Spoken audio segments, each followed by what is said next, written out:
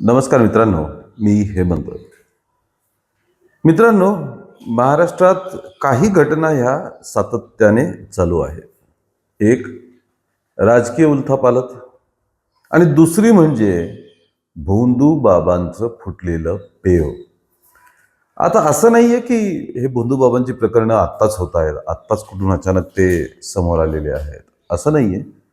भोंदू बाबा आणि त्यांच्याद्वारे अंधश्रद्धेचा फायदा घेऊन लोकांची वेगवेगळ्या प्रकारे शोषण करणं हा प्रकार फार पूर्वीपासूनच चालत आलेला आहे. आम्ही आमच्या याविषयीच्या प्रत्येक व्हिडिओत ही गोष्ट अतिशय जाहीरपणे आणि नम्रपणे म्हणत असतो की श्रद्धा ही असलीच पाहिजे. श्रद्धेतून आपल्याला इन्स्पिरेशन मिळतं, प्रेरणा मिळते. ज्याच्यावर आपली श्रद्धा असते त्याच्या वेगवेगळ्या गुणांना आपण आत्मसात करण्याचा प्रयत्न करत असतो आणि त्यातून आपल्या आयुष्याचं भलं आणि चांगलंच होत असतं. त्यामुळे श्रद्धा ही असायलाच पाहिजे. ती तुमची कोणावरही असू शकते, देवावर असू शकते, आपल्या आईवडिलांवर असू शकते, आपल्या गुरुजनांवर असू शकते, कोणावरही असू शकते. श्रद्धा ती असावी आणि असायलाच पाहिजे. म्हणजे मनुष्याच्या आयुष्याला एक प्रकारचा आकार येत असतो.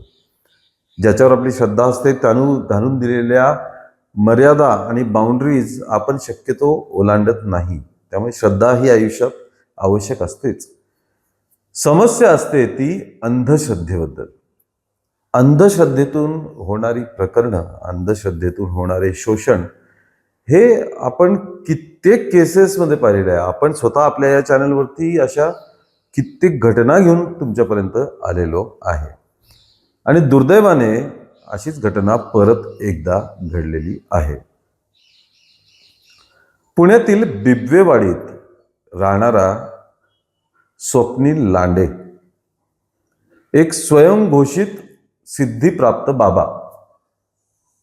आपल्याला सगळं कळतं, आपण तंत्रामंत्राद्वारे लोकांचे उपचार करू शकतो, तंत्रामंत्राने लोकांच्या समस्या सोडवू शकतो, अशी ख्याती त्याने स्वतःच पसरवलेली होती. म्हणून आपण म्हणतो ना, स्वयंघोषित सिद्धिप्राप्त झालेला हा बाबा.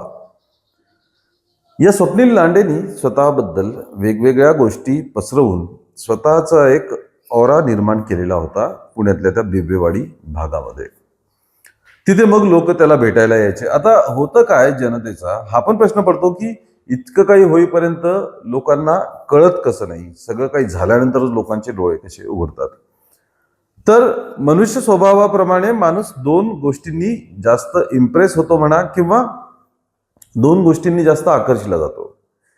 अंधश्रद्धेच्या बाबतीत बोलायचं झालं तर लोक काही अंधश्रद्धाळू असतात किंवा अशा गोष्टींवर विश्वास न ठेवणारे असतात.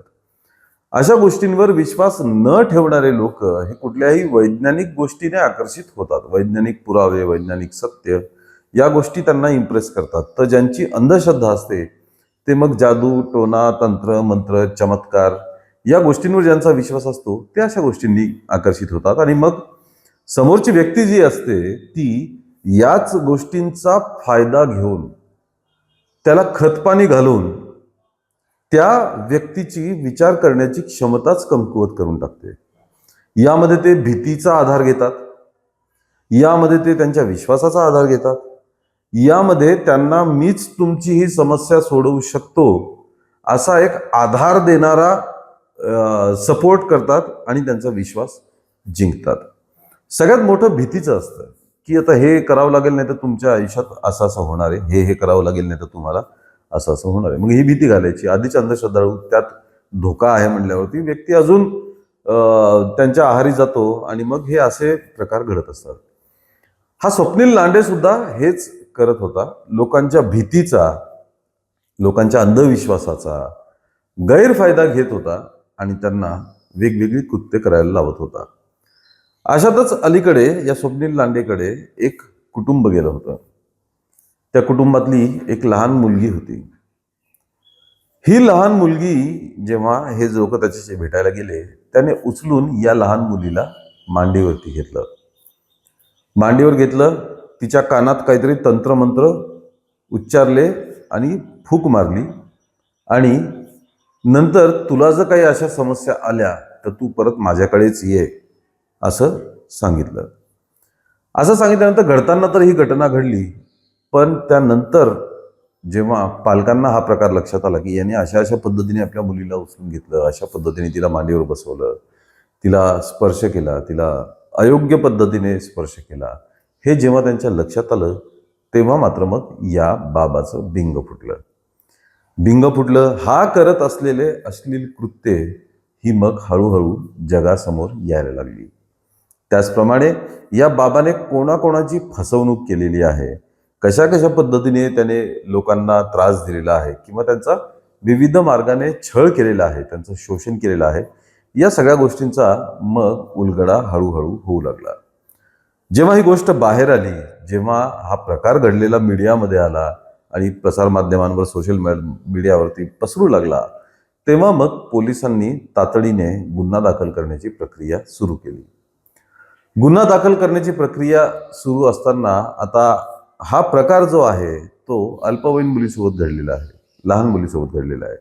त्यामुळे या स्वप्नील लांडे विरोधात तातडीने पॉक्सोचा गुन्हा दाखल करण्यात आला आहे. आपलं बिंग फुटलं, आपल्या विरोधात लोक एकवटलेले आहेत, पोलीस सुद्धा कारवाई करत आहेत, हे जेव्हा या स्वप्नील लांडे भोंदूबाबाला कळलं तेव्हा तो तातडीने त्या बिबवेवाडीमधनं पसार झाला, फरार झाला आणि कुठेतरी लपून बसला. मात्र पोलिसांनी तातडीने या गोष्टीची दखल घेत त्याच्या विरोधात पॉक्सोचा गुन्हा दाखल केलेला आहे आणि सध्या डिजिटल पुरावे, तांत्रिक पुरावे याचा शोध घेऊन त्याच्यापर्यंत पोहोचण्याचा पोलीस प्रयत्न करत आहेत. ही झाली एक.